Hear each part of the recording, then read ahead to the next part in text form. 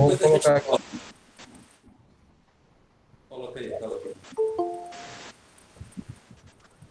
Eu joguei o nome do texto agora no WhatsApp, acabei de colocar. Certo, o WhatsApp tá fechado. Coloquei na mensagem aí do Meet. A Revolução Copernicana do Poder em Pierre Castro. Variações da... Deixa eu abrir o WhatsApp rapidinho. Abrindo aqui no computador. Na hora que a gente subir, a gente corta. Ficou bonito? Rapaz, você hoje tá alinhado, viu? Tá alinhado. Se eu tivesse uma irmã solteira, eu lhe apresentava. Obrigado, cara.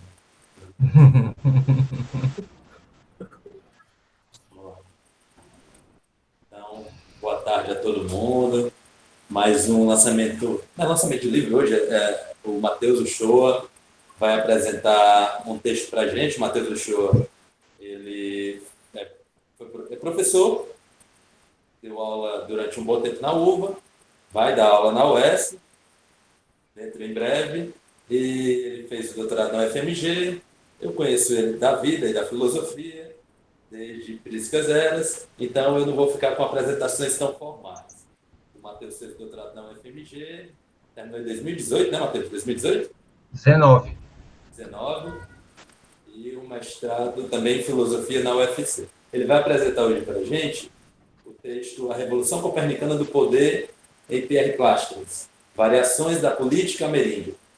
O Matheus também é membro aqui do GPOC, e eu não vou falar muito, me estender, eu vou deixar a palavra com ele. Explica aí, Matheus. Esse texto você publicou em algum lugar, está esperando publicar? Matheus, tu poderia dizer só o título da tese com quem tu fizeste lá, por favor? Tá. Primeiro, boa tarde. Eu sei que eu estou falando entre compadres aqui, a gente dispensa apresentações. Sobre o meu doutorado, que foi na UFMG, sobre a orientação da Virgínia Araújo Figueiredo.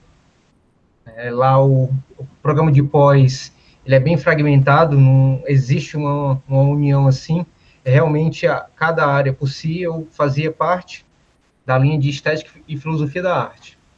Nessa linha, eu defendi a tese chamada Zoontologias, Mundos Animais e Limites do Antropos, né? Eu quis articular ali uma série de discursos sobre a animalidade, os limites do humano, dentro de autores franceses, alemães e autores brasileiros também, do campo da filosofia e da antropologia, tá?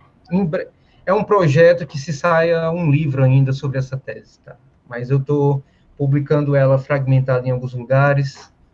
Acho que é um projeto para o futuro aí. Bom, como muitos de vocês sabem, desde o meu doutorado eu venho em um foco de pesquisa sobre o pensamento indígena, sobre o pensamento ameríndio, em relação com a tradição filosófica, sobretudo com autores da filosofia francesa do século XX, mas também autores do próprio século XVI, como é o caso do filósofo Montaigne.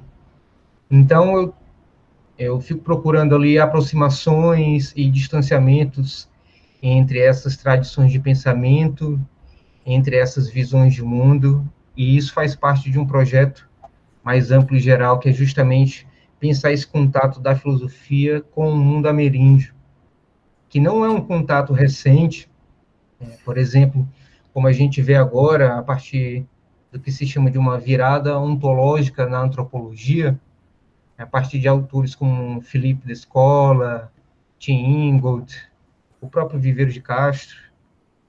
Se a gente pega o próprio pensamento do Montaigne, a gente tem o dado de que tupinambás já foram à Europa do período moderno, no ano ali de 1500 e alguma coisa, 1600 alguma coisa, tá? Então já está dentro da própria tradição do pensamento filosófico, dentro dessa pequena tradição que a gente pode dizer que se trata da retomada da corrente do ceticismo dentro da filosofia moderna. da qual o maior expoente é Michel de Montaigne. Essa espécie de modernidade menor ali, que visa também estabelecer uma crítica dos próprios pressupostos da razão moderna, denunciando certos caracteres ali, denunciando o seu etnocentrismo, seu antropocentrismo. Por que eu falo de Montaigne? Porque o autor que eu vou apresentar o texto hoje, Pierre Clastres, é considerado não só um leitor assíduo de Michel de Montaigne, mas também como um continuador do seu tipo de pensamento, da crítica que o próprio Montaigne estabeleceu. Isso é confesso pelo próprio Pierre Clastres, uma série de seus escritos, e também fica óbvio no seu conjunto de ensaios, que são reunidos sob o título de A Sociedade contra o Estado. Para quem não conhece Clastres ainda, eu vim conhecer esse autor muito tardiamente. A primeira vez que eu percebi o nome de Clastres citado na filosofia foi justamente a partir de Gilles Deleuze. E, especificamente, no Mil Platôs. Na tradução brasileira, no volume 5 do Mil Platôs, específico em 2 capítulos ali, o Tratado de Nomadologia e o Platô referente lá, o que tem 7.000 anos antes de Cristo, esqueci o subtítulo, é lá que Deleuze faz uma referência direta, demonstrando que Pierre Clastres é a sua influência mais forte e patente ali, para ele estabelecer o conceito que ele e Félix Guattari vão chamar de máquina de guerra. Tá? Essa referência passou batido depois para mim, e quando eu vim estudar esses autores da chamada virada ontológica na antropologia, percebi que Clastres era um nome recorrente ali, visto até como um nome da tradição antropológica, apesar de ser um autor que trabalhou ativamente nos anos 60 e 70. Nós não temos muitos escritos de Pierre Clastres, porque ele foi um pensador que teve uma morte precoce, morreu num acidente de carro no maciço central da França, morreu aos 43 anos, e deixou uma obra de caráter disperso e fragmentário. Não há nem uma tentativa de sistematização do pensamento clastriano, ainda em vida, e eu acho que nem ele tinha essas pretensões. Esses conjuntos de ensaios, eles foram reunidos em 2 grandes obras. A primeira delas eu já citei, que foi A Sociedade contra o Estado, e a segunda obra, A Arqueologia da Violência. Tem menos de 10 anos entre uma e outra ali, no que diz respeito à sua publicação oficial. Que ambas são publicações póstumas. A primeira obra em vida publicada por Clastres foi a sua etnografia. É importante citar isso. Clastres é um autor originariamente da filosofia, formado em filosofia no Liceu Francês e tudo mais, amigo de Deleuze, só que passa por um desencanto da própria área, por considerar à época essa filosofia acadêmica como um excesso retórico. Ele assiste os cursos de Lévi-Strauss sobre as mitológicas, e ali ele tem uma espécie de vislumbre teórico, e que ele decide realmente fazer uma passagem de pensamento da filosofia para a antropologia. Tá? Eu considero passagem, não ruptura, porque eu ainda vejo nos próprios textos antropológicos de Clastres, muito ainda do Clastres filósofo. Tá? Então, eu escrevi um texto que, à época que eu ainda estava à frente de algumas disciplinas, sobretudo de antropologia filosófica e de filosofia política, para apresentar, né, em termos básicos e propedêuticos, em que se apoia e o que significa o pensamento de Pierre Clastres, que eu acho que é um autor muito subestimado dentro da tradição. Quando eu pude fazer uma leitura mais atenta da obra dele, eu percebi que talvez fosse é um autor que deveria estar em todas as ementas de disciplinas de teoria do poder, de filosofia política, junto com os considerados cânones do pensamento político moderno ocidental ali, ao lado de Hobbes, ao lado de Rousseau, e dentro dos autores contemporâneos também, ao lado de Foucault, né? Foucault também cita, tem um texto dedicado a Clastres, e é um pouco isso, tá? Esse texto que eu vou ler para vocês aqui, ele não é muito extenso, ele está em formato para ser publicado numa obra de um evento do professor Vicente, que é o evento que foi um webinário, Tiranos, e infelizmente você tem que cortar algumas coisas desse texto para ele caber dentro desse padrão de publicação, tá? Então a intenção de estar apresentando ele aqui no GEPOC é justamente para poder tensionar ali os limites desse texto, as referências que podem ser adicionadas, mas eu já deixo de antemão que ele é a primeira parte de um grande estudo meu, que justamente intenta tecer essas aproximações e distanciamentos entre o pensamento ameríndio e a filosofia francesa, tá? Mostrar um pouco como se dá esse intercâmbio de influências, tá? E a gente vai perceber que a filosofia francesa ela está impregnada do pensamento ameríndio, tá? Não é uma projeção dos franceses sobre os indígenas, mas está muito mais forte do outro lado, né? De como a força do multiverso ameríndio, a força dos mundos ameríndios influenciaram decisivamente alguns grandes conceitos, algumas ideias do pensamento francês, sendo a maior reverberação desse contágio, desse contato, o próprio pensamento do Gilles Deleuze, tá? Sobre a Sociedade contra o Estado, é um livro de um título bastante poderoso, problemático, já evidencia uma certa tendência libertária do autor. Pierre Clastres, para quem não conhece, foi muito ativo nos movimentos políticos da França, inicialmente dentro dos movimentos comunistas ali, que foram fermentados no maio de 68, ele se ilude um pouco com as próprias diretrizes do Partido Comunista Francês e decide se assumir realmente a sua influência libertária. Pensador anarquista, de um vitalismo de pensamento enorme, karateca também, então um pensador muito ativo, assim, que infelizmente teve a vida interrompida drasticamente, muito precocemente, mas que você, indo de encontro ao seu pensamento, você percebe algumas pérolas muito interessantes. Esse meu texto, ele versa sobre o primeiro capítulo da Sociedade contra o Estado, que abre a obra. Para quem não sabe, a obra tem 11 capítulos, se eu não me engano. O primeiro deles se chama Copérnico e os Selvagens, e o último é o que nomeia a obra, A Sociedade contra o Estado.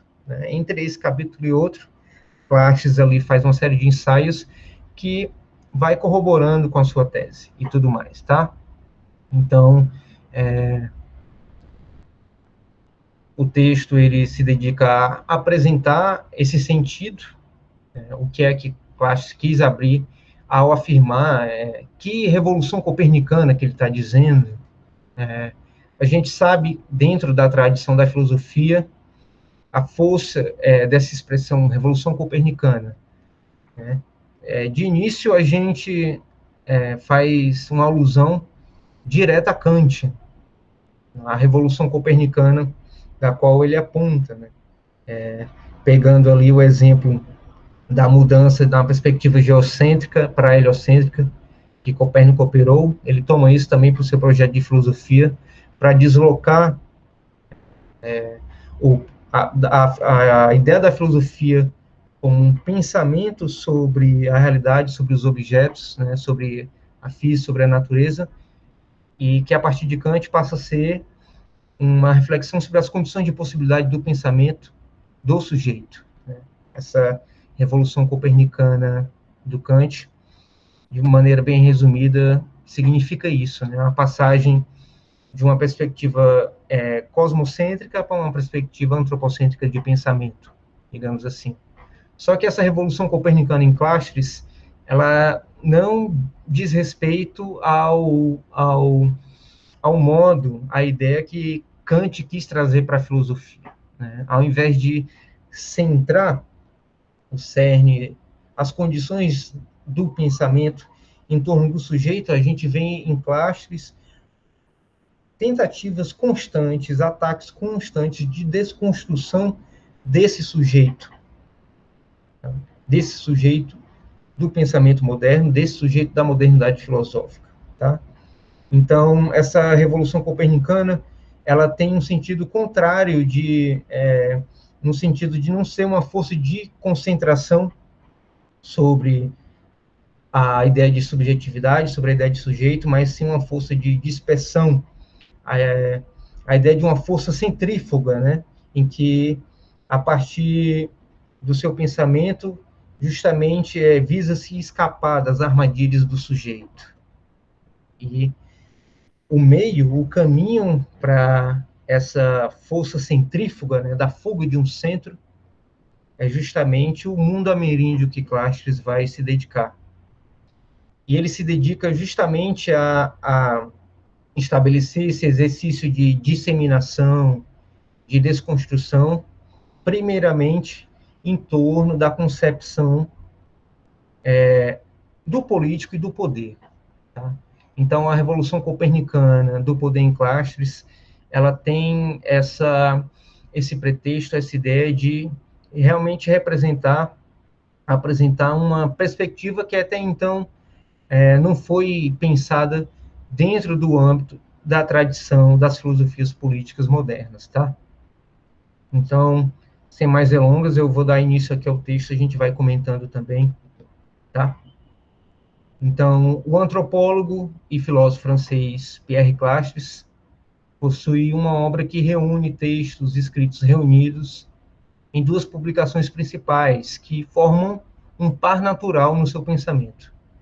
Estas são A Sociedade contra o Estado, originalmente publicada em 74, e A Arqueologia da Violência, de 1980. Boa parte dos artigos de Clastres refletem diretamente resultados de experiências etnográficas realizadas com sociedades ameríndias da América do Sul. Clastres fez parte da missão francesa, de intelectuais franceses, que veio ao território brasileiro, como já é sabido por alguns, para fundar a Universidade de São Paulo, mas ele mesmo, por si próprio, não se atreve muito a esse projeto. Ele teve uma experiência mais, digamos assim, alternativa e autoral nessa vinda ao continente sul-americano. E nesse contato com a figura de um outro radicalmente oposto à tradição moderna de pensamento, Clastres fez uma antropologia de índios paraguaios, os índios Guayaqui, índios Guarani, os Guaranis do Paraguai, em específico a etnia Guayaqui. Recentemente essa obra foi publicada na editora 34. A gente tem acesso já a essa crônica dos índios Guayaqui. O jovem Clastres ali de 27, 28 anos, fazendo a sua primeira etnografia. Então, essa antropologia misturada com pressupostos metafísicos de Clastres, na esteira do seu predecessor, Michel de Montaigne, encarna ali um tipo de concepção do humano que é definida a partir de uma alteridade máxima, tá? Isto é, a partir de um traço de diferença intensiva que dispersa qualquer limite posto de modo a priori, ou mesmo qualquer tentativa de substancialização do que a gente pode entender como o fenômeno humano, tá? Eu acho que essa é a lição básica de quem tem contato com o trabalho etnográfico, com o trabalho antropológico, que é poder resistir a qualquer tentativa de substancialização do fenômeno humano. Entre inúmeras temáticas abordadas nos seus escritos, né, destacam-se certamente aquelas em que o autor vai refletir sobre a política, ou o caráter político que perpassa e que constituem as linhas de sustentação do que a gente pode estar entendendo como a intencionalidade coletiva das sociedades indígenas, né? A gente pode estar pondo aqui também, entre parênteses, o que a gente pode estar entendendo como política, né? Essa intencionalidade coletiva das sociedades indígenas. Tá? Então, enquanto antropólogo, Clastres foi um filósofo do político, né? E mais do que pensar uma filosofia da política indígena, a gente percebe em Clastres uma filosofia indígena da política. É interessante fazer essa diferenciação entre uma filosofia indígena política e a filosofia indígena sobre a política. Tá? É um pouco de traçar uma espécie de pensamento em que a ordem entre observador e observado é invertida, né? Eu percebo muito isso nos escritos de Clastres, em que ele dá muito mais visão, né, a quem de fato a sua ciência, que é a etnografia e a antropologia, observa. Ele procura dar muito mais o ponto de vista, estabelecer muito mais a perspectiva do observado sobre o observador, né? Então, nós temos já uma torção aí dentro do princípio antropológico. Não é à toa que Eduardo Viveiro de Castro, né, hoje o grande nome da antropologia brasileira e mundial, confesso, um leitor, né, ou um clastriano também. Tá? Voltando à política. Nesse assunto em específico, Clastres acredita ter operado uma espécie de revolução copernicana da política. Ou seja, ao sair da filosofia e atravessado pelo campo da ciência da etnografia, esse autor descobre uma curiosa articulação entre as ontologias das socialidades ameríndias e as teorias do poder.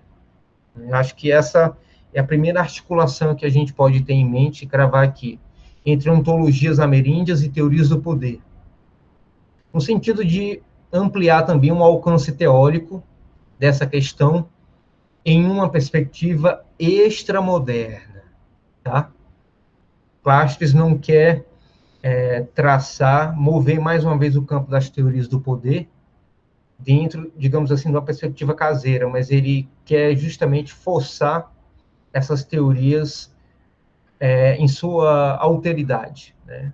na sua perspectiva extramoderna, que é também o mesmo exercício do seu predecessor, Michel de Montaigne. Eu vejo Clastres como um continuador do pensamento montaigniano e também como um cético contemporâneo, né? Clastres é bastante cético e tece críticas virulentíssimas, que são características de um cético, né? Digamos ali, como Montaigne foi em relação à filosofia do seu tempo, tá? Então, é também nos limites do seu trabalho etnográfico que algo de metafísico também se desvela. Ou seja, nós temos um pensamento antropológico dotado de um caráter especulativo em torno de questões ontológicas que são motivadas pelas multiplicidades dos modos de vida dos povos indígenas, tá? Então, Pierre Clastres, ele tornou-se responsável pela transformação na e da antropologia política com uma tese sobre essa forma intensiva da política ameríndia. Tese essa que é responsável por apresentar novos termos e condições diferenciais em relação àqueles que a etnologia e a filosofia dos modernos em geral se dedicaram à análise do espaço do político e da questão central do poder. Isto posto, o propósito de uma nova antropologia política para Clastres estaria primeiramente em confrontar alguma série de questões.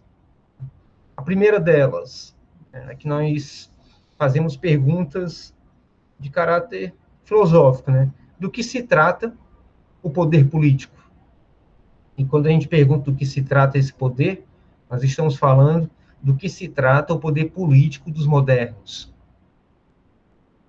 Uma segunda pergunta: em que condições em que condições sociais o poder é pensado?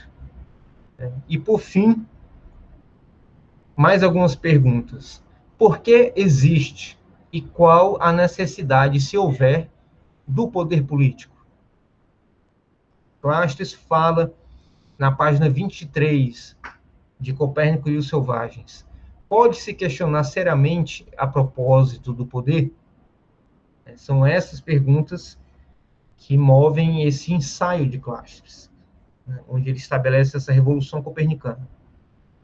Essas questões são as condições de possibilidade para a crítica do etnocentrismo que Clastres evidencia e denuncia nas teorias políticas do poder, indicando, assim, um movimento de fuga e de diferenciação contra preconceitos etnocêntricos evidenciados por ele nas teorias clássicas sobre os fenômenos políticos, tá?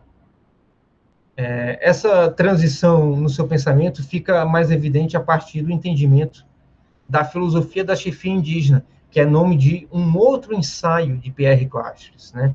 Filosofia da chefia indígena.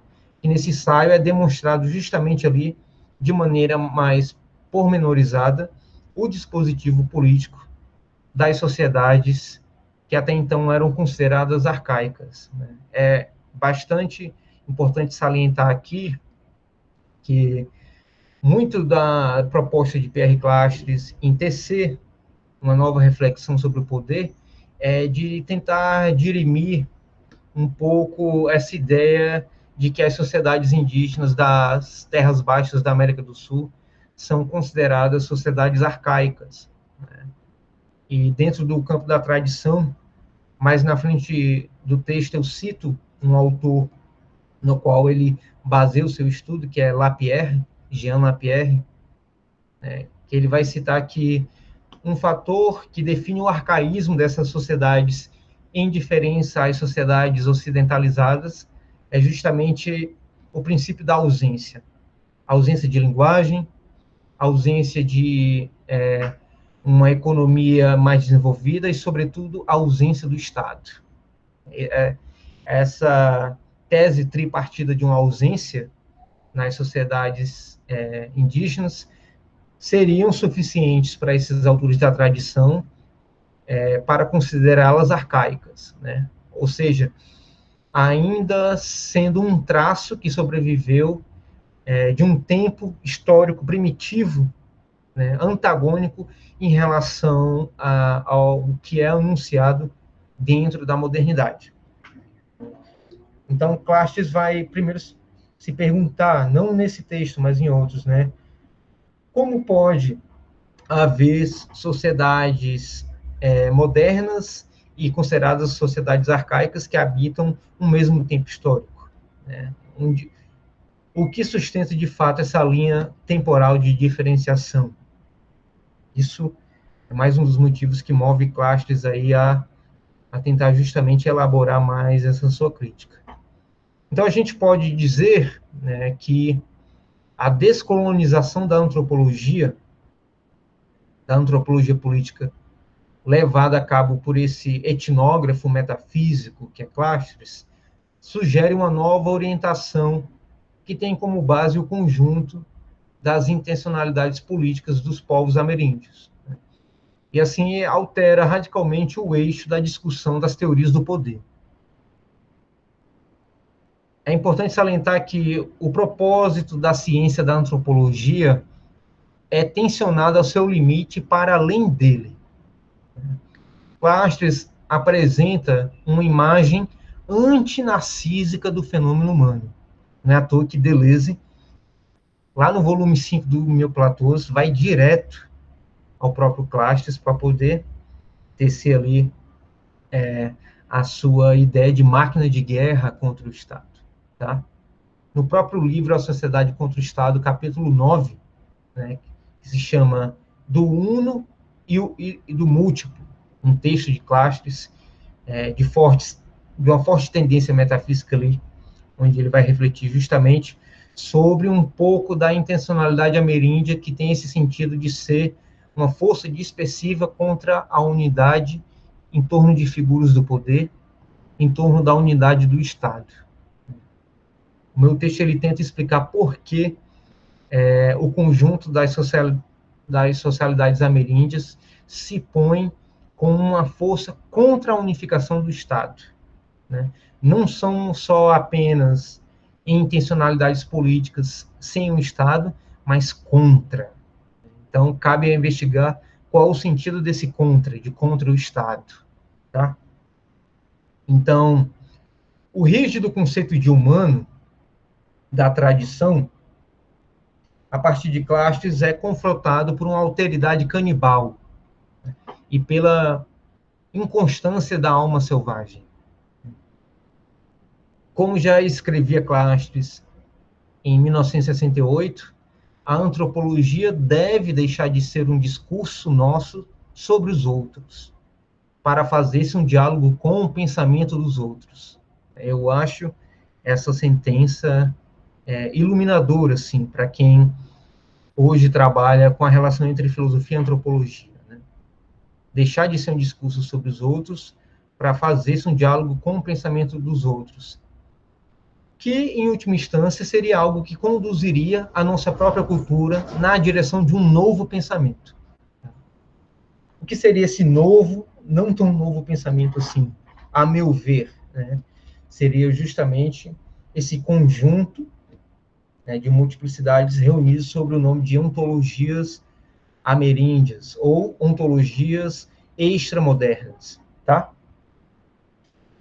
Portanto, no lugar da reciprocidade, o jogo diferencial das múltiplas imagens do humano. Eu acho que é bom trazer essa imagem. Assim, para Clastres, a política, no caso ameríndio, não é uma máquina de produção de identidades estáveis e permanentes, mas a zona de alteração entre corpos, uma zona de guerra, uma máquina de guerra contra a unificação e a organização em torno do um. Esse um seria o Estado. Para isso ficar mais claro, nós temos que voltar ao sentido da Revolução Copernicana, que Clastres nos convida e convoca a entender, tá? No primeiro capítulo de A Sociedade contra o Estado, Clastres mobiliza uma breve discussão acerca do status antropológico de sua época para apontar vícios e deficiências nas análises, nas argumentações a respeito das sociedades não ocidentais, ditas como primitivas, né? Então, o título do capítulo é uma referência, como eu já disse, direta a Nicolau Copérnico, astrônomo e matemático, considerado o criador da teoria do heliocentrismo, responsável por uma profunda transformação na concepção do universo, né, em lugar do modelo geocêntrico. Obviamente, o termo também faz referência ao filósofo Immanuel Kant, né, que, como na proposta de Copérnico, a alteração da perspectiva também serviria como modelo para ser aplicado à metafísica, né, deslocando a posição do sujeito no universo do conhecimento.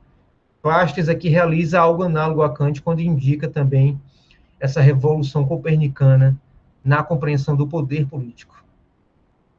Desde o título do primeiro capítulo de A Sociedade contra o Estado, e já em suas linhas iniciais, Clastres aponta do que se trata essa mudança, a saber, a de se considerar as formas de organização políticas das sociedades extramodernas sem a referência, sem tomar como modelo central de comparação a civilização ocidental.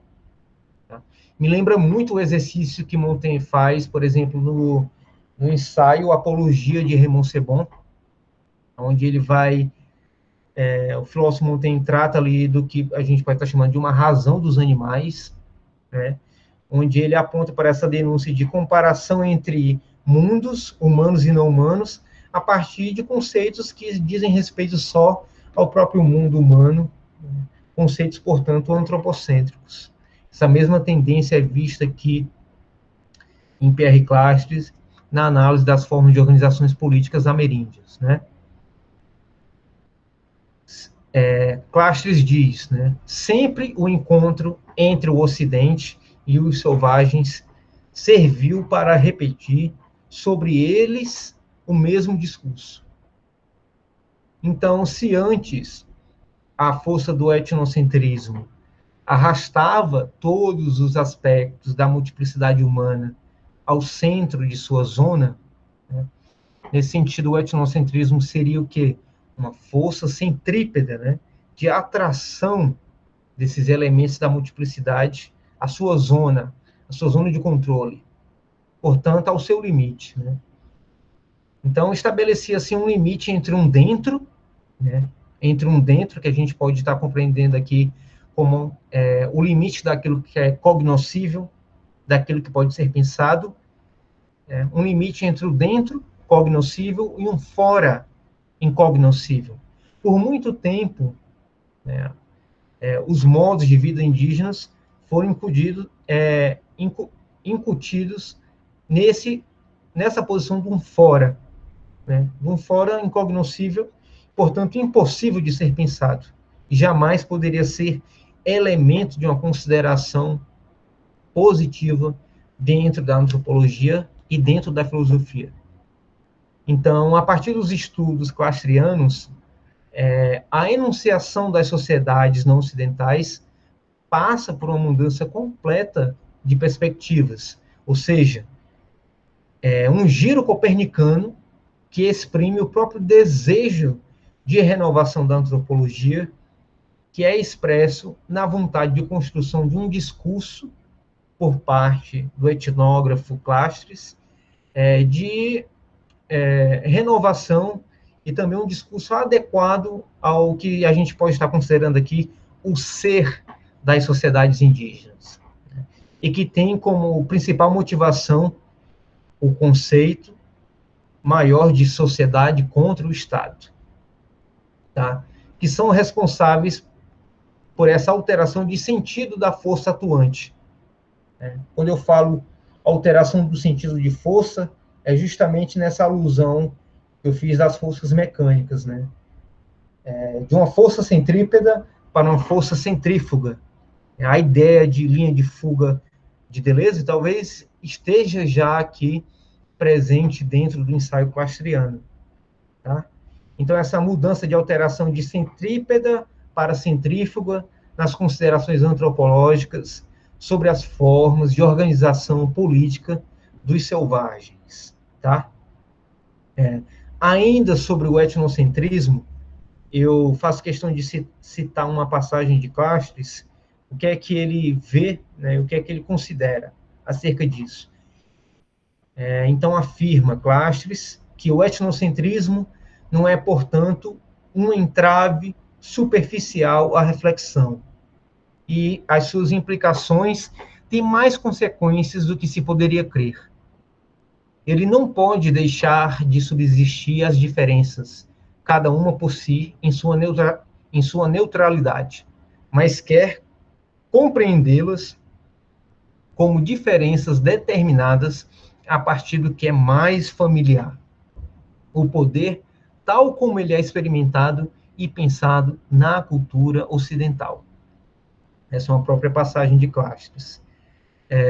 Eu cito agora uma outra passagem do ensaio Copérnico e os Selvagens, que Clastres deixa a prova do que se trata essa tal de Revolução Copernicana. Cito mais uma vez ele. É da Revolução Copernicana que se trata. Nesse sentido é que, até o presente, e sob alguns aspectos, a etnologia deixou as culturas primitivas girarem em torno da civilização ocidental. E poder-se-ia dizer em um movimento centrípedo, que uma mudança completa de perspectiva seja necessária, na medida em que se tenha realmente de enunciar sobre as sociedades arcaicas um discurso adequado ao seu ser, e não ao ser da nossa, é o que nos parece demonstrar com riqueza a antropologia política. Ela se choca com um limite, menos o das sociedades primitivas, do que aquele que ela traz em si mesma, a própria limitação do Ocidente que ela traz ainda gravada em si. Encerro a citação de Clastres.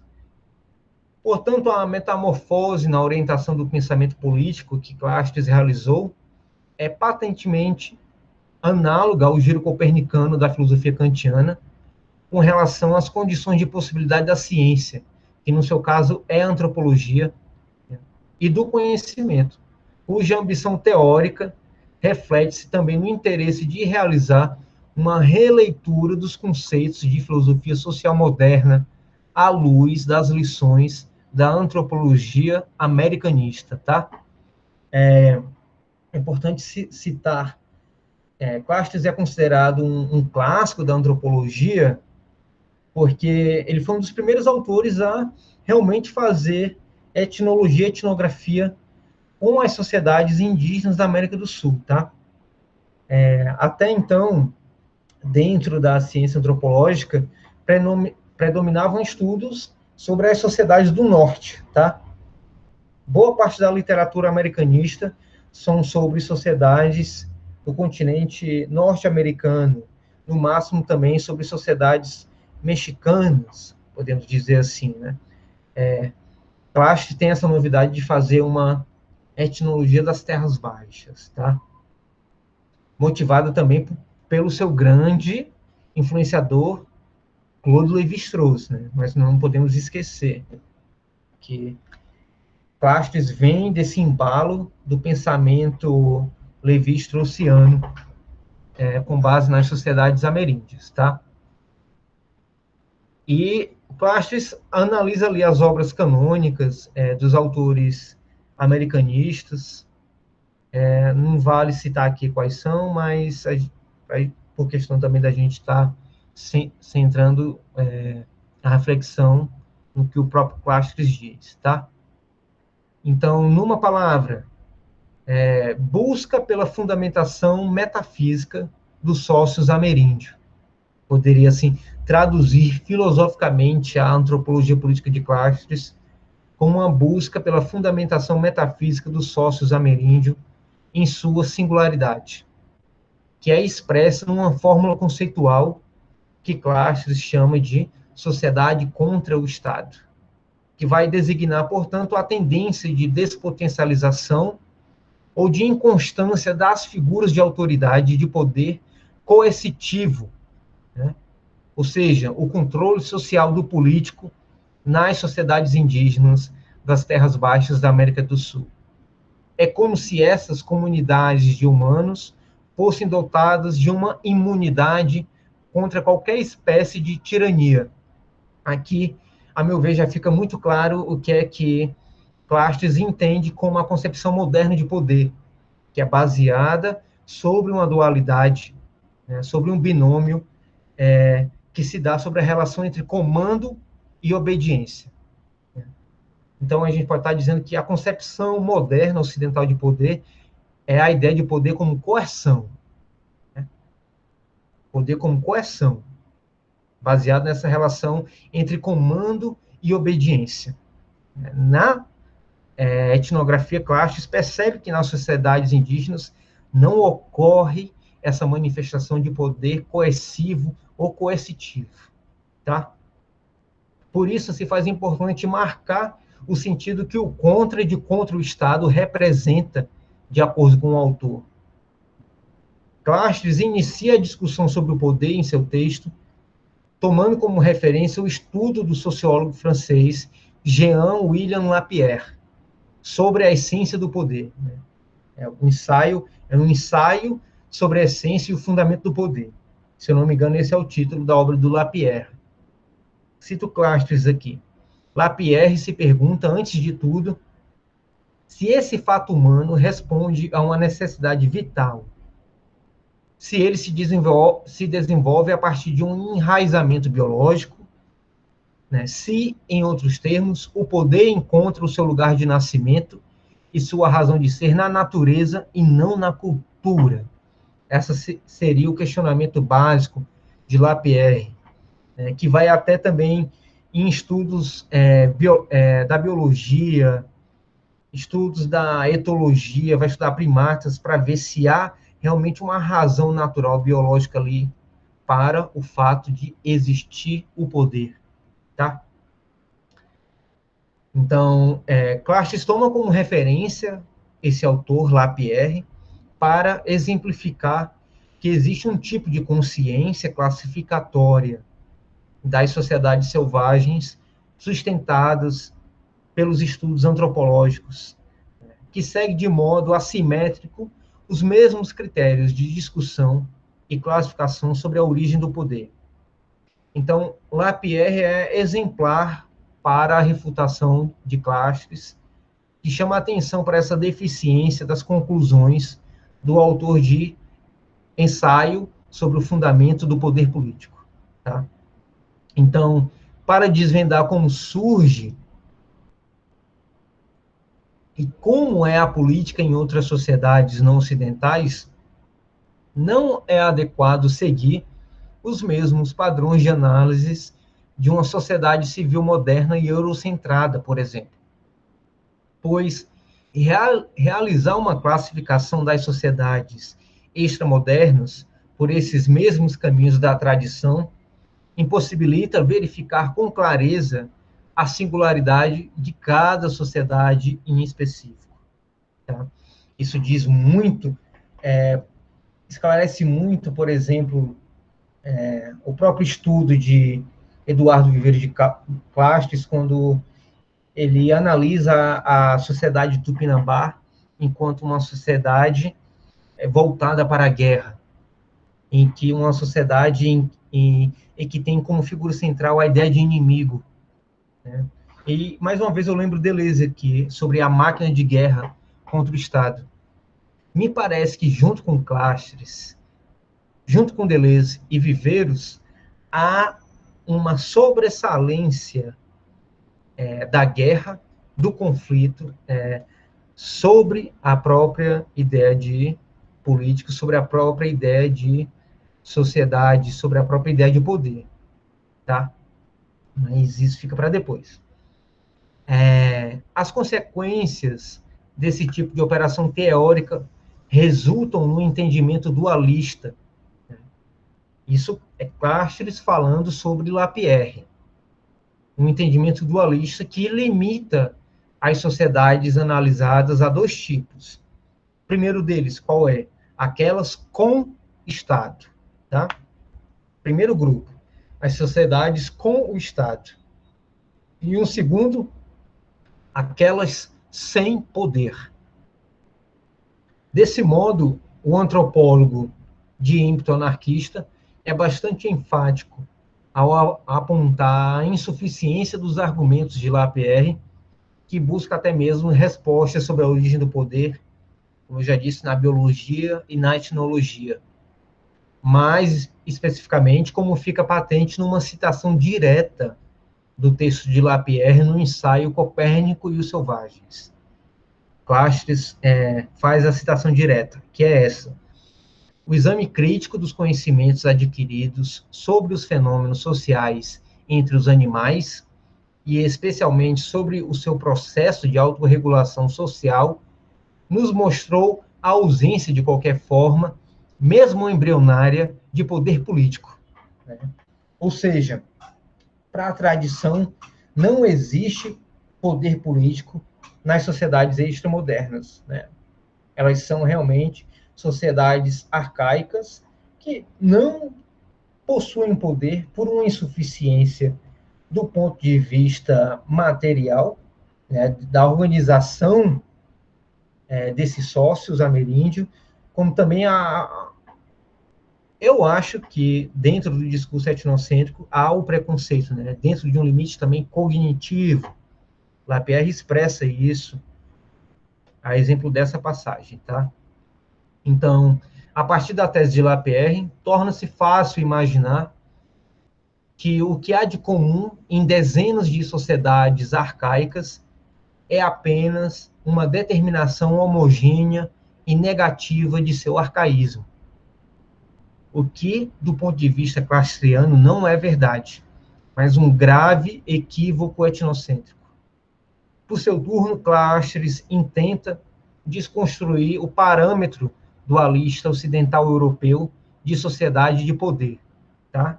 Eu cito aqui uma passagem importante do ensaio de Clastres.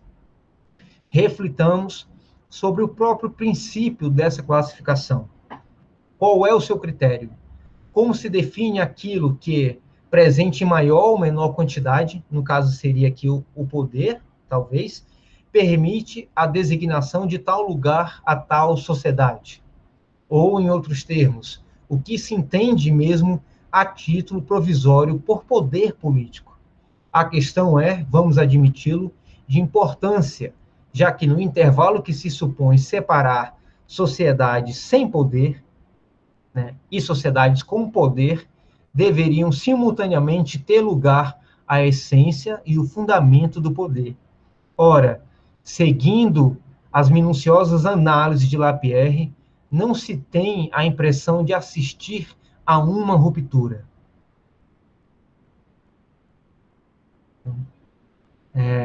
A uma descontinuidade, a um salto radical que, arrancando os grupos humanos de sua estagnação pré-política, os transformasse em sociedade civil. Pode-se dizer, então, que entre as sociedades de sinal mais e aquelas de sinal menos, a passagem é progressiva, contínua e da ordem da quantidade? Se assim é, a própria possibilidade de classificar sociedades desaparece, pois entre os dois extremos, sociedades com Estado e sociedades sem poder, figurará a infinidade de graus intermediários, fazendo no máximo de cada sociedade particular uma classe do sistema. Está demonstrando aqui que não tem sentido essa classificação em dois grandes grupos majoritários, tá? Ele mostra que no máximo pode haver essas gradações, esses graus intermediários. Então, da maneira como Lapierre expôs a problemática do poder entre os povos indígenas, eles acabam sendo classificados nessa categoria geral das sociedades onde o poder é diminuto ou praticamente inexistente, né? Uma fraca força, digamos assim, do ponto de vista dos moldes antropológicos do Ocidente, né? Cabe sempre lembrar que classificam-nas desde uma premissa axiomática. Que premissa axiomática é essa? O Estado, tá? Então, as explicações para a quase inexistência do poder são, por vezes, justificadas através de preconceitos etnocêntricos, como a ausência de escrita, a economia de subsistência, fatores que, por muito tempo, foram definidores do estatuto, né, preconceituoso de sociedades arcaicas. Esses fatores seriam ainda influenciadores, pelo menos na perspectiva de Lapierre, na composição de uma forma de poder atrofiada, na qual as figuras de liderança indígena, a exemplo, os caciques, não modulam o exercício do seu poder através da relação normativa entre comando e obediência, e da necessidade, por exemplo, da violência e da coerção em sua estrutura. Ideias que classificam diretamente e centralmente a ideia moderna de poder, tá? No mesmo ensaio, Clastres vai assinalar ainda um pouquinho mais sobre essa questão de uma forma atrofiada de poder. Ele vai dizer, o que ocorre com os índios da América? Sabe-se, por um lado, que com exceção das altas culturas do México e da América Central e dos Andes, né, onde as sociedades indígenas possuem formas que nós podemos dizer de Estado, tá? Todas as sociedades indígenas são arcaicas. elas ignoram a escrita e subsistem do ponto de vista econômico. Por outro lado, todas ou quase todas são dirigidas por líderes, por chefes, e característica decisiva e digna de chamar a atenção: nenhum desses caciques, nenhum desses chefes possui poder, tá? Cito mais uma vez uma citação de Lapierre, que Clastres coloca em seu texto: o poder se realiza numa relação social característica, o binômio comando-obediência. Cabe entender, né? Então, que modalidade de poder, né, é a de um chefe indígena? Né? Qual é o poder de um cacique, por exemplo? Tá? Acho que o meu texto procura iluminar um pouco essa ideia, tá? Então, Pierre Clastres não concorda com nenhuma dessas pressuposições e postulados, e com isso ele quer denunciar uma flagrante deficiência de interpretação das relações de poder entre culturas que não têm nada em comum com o mundo moderno e suas estruturas de hierarquia política. Dadas essas colocações, a essência da questão do poder se desloca de uma relação comparativa entre tipos de sociedades mais selvagens ou menos selvagens e encontra, a partir da antropologia política de Clastres, uma alternativa e abre-se para uma transformação em sua estrutura.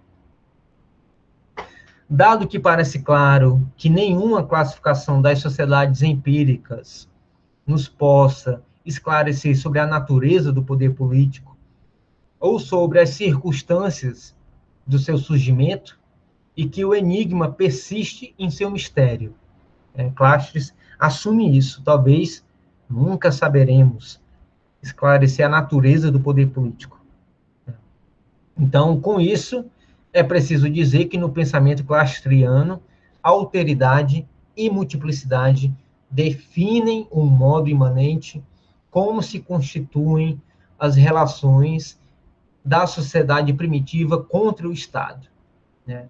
Todas as sociedades da América indígena possuem uma noção de política e uma concepção de poder que, se olharmos bem, ultrapassa a do cânone ocidental.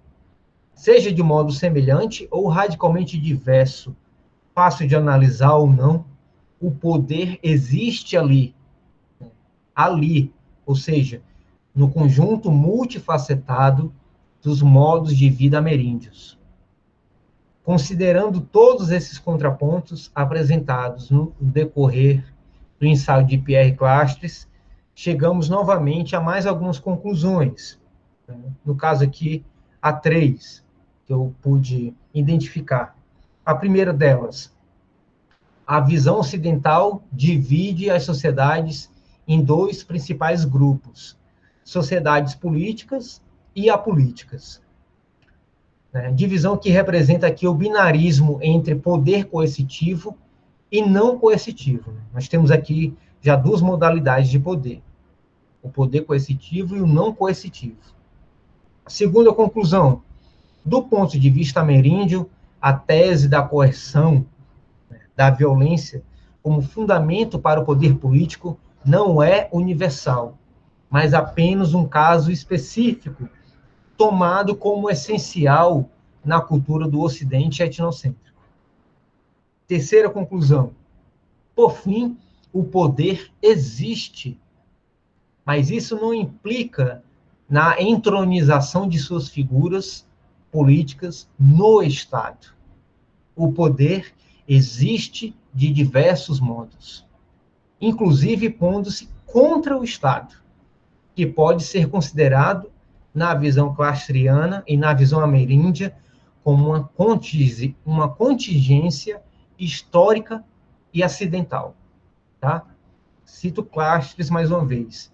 Encontramos-nos, então, confrontados com um enorme conjunto de sociedades nas quais os detentores do que a Lures se chamaria poder são, de fato, destituídos de poder, onde o político se determina como campo fora de toda coerção e de toda violência, fora de toda subordinação hierárquica, onde, em uma palavra, não se dá uma relação de comando-obediência.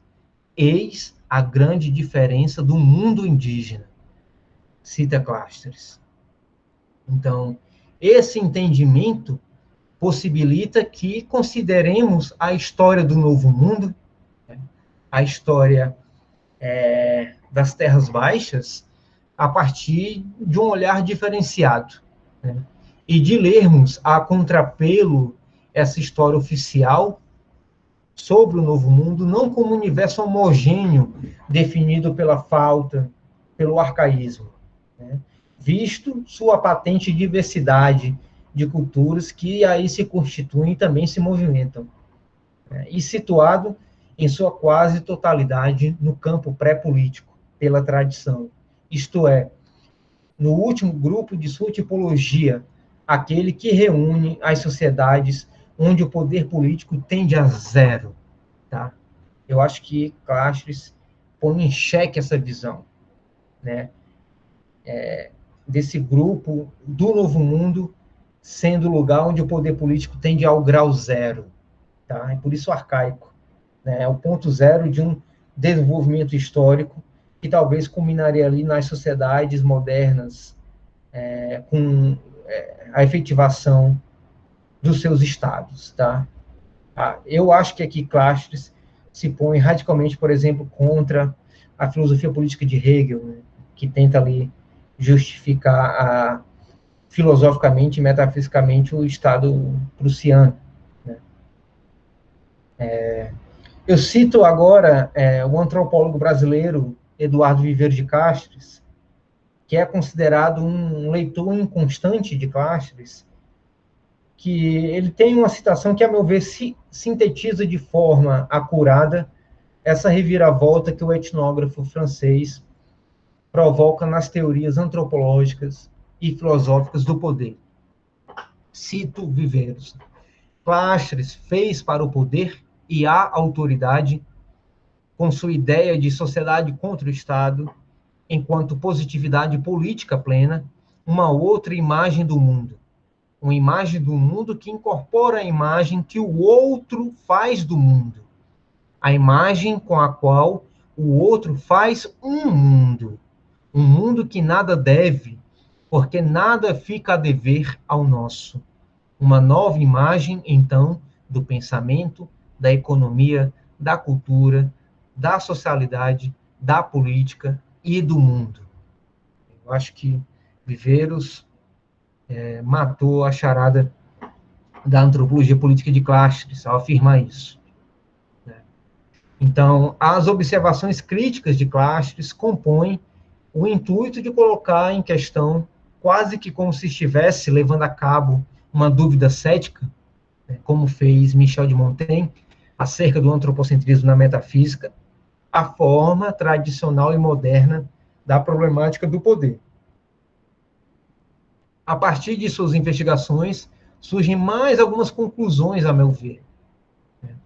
Cito rapidamente Clastres. Não nos é evidente que coerção e subordinação constituem a essência do poder político, sempre e em qualquer lugar. Assim, parece que ao alcance das teorias do poder que lhe precedem é limitado a um certo modelo de sociedade que, no máximo, pode representar um típico específico de manifestação. Se a história do poder revela apenas uma análise parcial, ou seja, a metade do problema, resta toda uma outra parte impensada que carece de maior elaboração. Voltando-se à outra face da questão, isto é, a história do poder não coercivo da América indígena, que Clastres vê como necessário a transformação do discurso sobre o poder político em geral. Ele afirma: decidir que algumas culturas são desprovidas de poder político por não oferecerem nada de semelhante ao que a nossa apresenta, não é uma proposição científica. Antes, denota-se aí, no fim das contas, uma certa pobreza do conceito. Nesse sentido, o etnocentrismo, inimigo da diferença, não é apenas algo superficial na reflexão, pois diz respeito a um aspecto mais profundo, o de ser legitimador do aparato discursivo do Ocidente sobre outros povos humanos. E as consequências disso não passam desapercebidas ao etnógrafo indigenista, que afirma em relação ao etnocentrismo que ele não pode deixar subsistir as diferenças, cada uma por si, em sua neutralidade, mas quer compreendê-las como diferenças determinadas a partir do que é mais familiar, o poder tal como ele é experimentado e pensado na cultura ocidental. A atitude etnocêntrica flagrante, ao ver de Clastres, é a de sempre relacionar a multiplicidade de sociedades e suas expressões de poder em maior ou menor grau de proximidade e semelhança à sua imagem autorreferida, no caso, a da atitude etnocêntrica. Né? O etnocentrismo não é senão, citando Clastres, a máscara furtiva da velha convicção ocidental, muitas vezes partilhada realmente pela etnologia, ou ao menos por muitos dos seus praticantes, de que a história tem um sentido único, de que as sociedades sem poder são a imagem daquilo que não somos mais e de que a nossa cultura é para elas a imagem do que é necessário ser. Vejam só como ele quebra a ideia de um desenvolvimento teleológico e finalístico de história, por exemplo, como Kant põe na sua filosofia. Por isso que eu acho que Clastres tem que estar nas disciplinas, nas emendas de filosofia política e teoria do poder. Tá? Ele é o contraponto necessário. Assim, a sistemática do poder desdobrada a partir de um referente universal, mais que de universal não tem nada, é a condição cega de uma concepção exótica de mundo arcaico, como diametralmente oposta, como imagem negativa do mundo ocidental. Mas, a partir da angulação política de Clastres, é necessário aceitar a ideia de que a negação não significa um nada, e de que o espelho, e de que quando o espelho não nos devolve a nossa imagem, isso não prova que não haja nada que observar. Isso é uma própria citação de Clastres.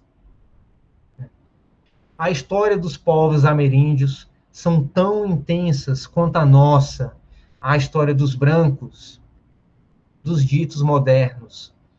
E se são consideradas menores, não há outro motivo a não ser por puro racismo e injustiça epistêmica.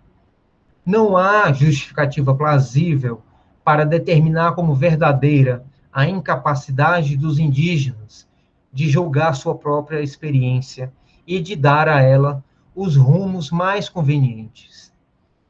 Se estas sociedades não denotam performances políticas em que se podem enunciar a relação entre comando e obediência, ou qualquer outra forma de controle social imediato, não há razão para o etnocentrismo ocidental qualificar um multiverso ameríndio de apolítico. Clastres dá uma pergunta: qual é o referente político que permite, por oposição, falar de apolítico? Junto com Pierre Clastres, podemos afirmar que se existe em alguma parte do mundo o suposto apolítico, é justamente nesses territórios que o político se manifesta em sua autenticidade selvagem. Em vista disso, isto é, pela existência do conceito indígena de poder político, que a reflexão clássica sobre o poder escapa de sua realidade efetiva, limitando-se à recusa etnocêntrica do fato de que o político se manifesta em múltiplos sentidos, que são capazes de mobilizar um outro universo que o nosso e um outro modelo de laço social. Citando Clastres, ainda uma passagem importante de Copérnico e os Selvagens: Talvez esteja aí a dificuldade da reflexão clássica sobre o poder. É impossível pensar o apolítico sem o político, o controle social imediato sem a mediação. Em uma palavra, a sociedade sem o poder. O obstáculo epistemológico que a politicologia não soube até o momento ultrapassar, nós acreditamos tê-lo descoberto no etnocentrismo cultural do pensamento ocidental, ele mesmo ligado a uma visão exótica das sociedades não ocidentais. Se nos obstinamos em refletir sobre o poder a partir da certeza de que a sua forma verdadeira se encontra realizada na nossa cultura, se persistirmos em fazer dessa forma a medida de todas as outras, até mesmo o seu telos, então seguramente renunciamos à coerência do discurso e deixamos a ciência degradar-se em opinião. Após essa compreensão, Clastres alerta que a ciência do homem deveria mostrar um pouco mais de respeito às culturas extramodernas na construção de seu discurso etnológico e que pudesse levar a sério o questionamento crítico de certas categorias, com o risco de deixar escapar o real sociológico e de se desorientar numa descrição empírica comprometida por sofismas que são movidos pelas fantasias dos seus observadores. Assim sendo, as sociedades indígenas da América do Sul evidenciam a impossibilidade de discursos sobre sociedades com ausência de poder político. Não pode, portanto, haver uma grande divisão entre sociedades com e sem poder, visto que o poder político é universal, à medida que é imanente às relações sociais humanas, e pode ser considerado pelo menos de duas maneiras, como poder coercitivo e não coercitivo. Tomando-se a ideia do poder de coerção, que é a concepção moderna de poder, né, aquela da relação entre comando e obediência, vê-se aí que não se trata de um modelo verdadeiro de poder, mas somente um caso particular, resultante de relações concretas em certas culturas, a exemplo da ocidental. Né? O grande problema é o mito, né, de universalização da própria cultura ocidental. Sendo assim, não existem justificativas racionais e irrefutáveis para favorecer uma expressão de poder tão particular ao ponto de considerá-la a principal referência e princípio irradiador de outras e diferentes modalidades de poder. Dizemos, mais uma vez, junto a Clastres, que o político, como imanente a toda a vida social humana, e por que não também mais que humana, né, que seria o caso hoje das teorias cosmopolíticas, né, que veem uma relação de poder, de mediação entre forças, não só entre povos humanos, mas também extra-humanos mais que humanos.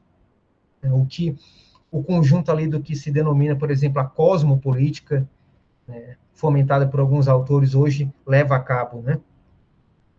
Mas nós estamos falando de Clastres aqui ainda sobre o político, como imanente a toda a vida social, humana e mais que humana. Né? Está mesmo onde não aparecem instituições políticas das quais estamos habituados a representar o poder. De modo quase enigmático, uma ausência total de poder é impossível, pois, citando Clastres bem rápido, alguma coisa existe na ausência. O rapaz aqui praticamente sintetizou o que Platão disse ali no Diálogo Sofista, né? Onde ele descobre que o não ser é alguma coisa, e ali Platão tem que fazer o parricídio ali da tese de Parmênides, né? Enfim. Clastres, de modo análogo, diz que alguma coisa existe na ausência. Eu guardei mais uma passagem aqui de Clastres para estar fechando aqui essa reflexão. Ele vai dizer que o alcance da tese de Lapierre é limitado a certo tipo de sociedade, a uma modalidade particular do poder político, já que significa implicitamente que, onde não há inovação social, não existe poder político. Ela nos dá, entretanto, um ensinamento precioso, a saber que o poder político como coerção ou como violência é a marca das sociedades históricas, isto é, das sociedades que trazem em si a causa da inovação, da mudança, da historicidade. E assim poderíamos dispor as diversas sociedades segundo um novo eixo, as sociedades com poder político não coercitivo, que são as sociedades sem história. As sociedades com poder político coercitivo são as sociedades históricas. Disposição bem diferente daquela implicada pela reflexão atual sobre o poder, que identifica sociedades sem poder e sociedades sem história. É, pois, da coerção e não do político que a inovação é o fundamento. Daí resulta que o trabalho de Lapierre só realiza a metade do programa, uma vez que ele não respondeu à questão do fundamento do poder não coercitivo. Né? Toda a bibliografia etnográfica e etnológica até então, né, até Lévi-Strauss e Clastres, não havia refletido sobre o fundamento do poder não coercitivo. Então, todo o livro A Sociedade contra o Estado e, por exemplo, A Arqueologia da Violência são obras que formam esse par natural de compreensão, né, e que visam dar um fundamento a esse outro lado impensado, que é justamente o do poder não coercitivo, tá? Então, já quase encerrando aqui, é possível pensar o poder político sem a violência e a tirania, sem redução ao referencial de fortes personalidades. Afinal, não se poderia ser mais falso e etnocentrista pensar assim. Mas não podemos considerar que há sociedade sem poder, visto que ele está no próprio coração do social. Essas observações abrem perspectiva para Pierre Clastres situar em outra perspectiva a tese de Lapierre sobre o fundamento do poder político, especialmente quando este último afirma que o poder advém da inovação social e da intensidade do seu ritmo. Talvez aí Lapierre estivesse pensando o princípio da política de coerção, mas em hipótese alguma essa premissa alcança as formas não coercivas das variações ameríndias do político. Porque se a gente analisar bem o que são as sociedades, as socialidades ameríndias, nós não vemos assim que elas são movidas por essa ideia de inovação social. Nós vemos, sobretudo, uma tentativa, uma atuação constante de conservação da sua individuação. As sociedades ameríndias são sociedades voltadas para a guerra, voltadas para a alteridade, para esse conflito com o outro, mas em vista de preservação da sua identidade. Tá?